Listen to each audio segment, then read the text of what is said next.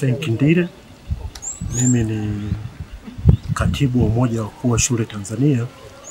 Pia ni kada wa Chama cha Mapinduzi na nina nafasi mbalimbali ndani ya chama, ikiwa ni pamoja na katibu wa uchumi, mipango na fedha wa jumuiya ya wazazi mkoa wa Songwe.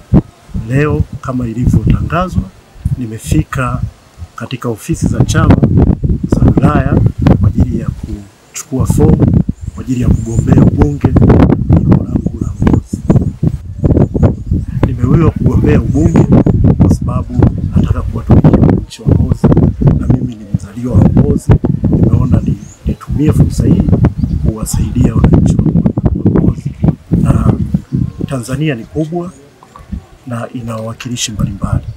Unapokuwa na mwakilishi ambaye ni mzuri, manake unapata wananchi ambao wananchi wa jimbo husika wanapata maendeleo.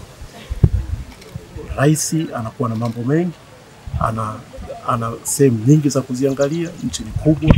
Kwa panapokuwa na kisemeo ambaye ni mbunge ambaye yuko vizuri, basi inakuwa ni rahisi kupata maendeleo ndani ya jimbo.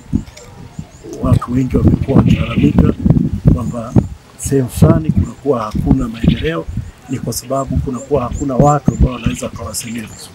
Sasa mimi kwa elimu yangu niliyoipata, napenda niwatumikie wananchi wangu ili tuweze kusukuma mbele maendeleo.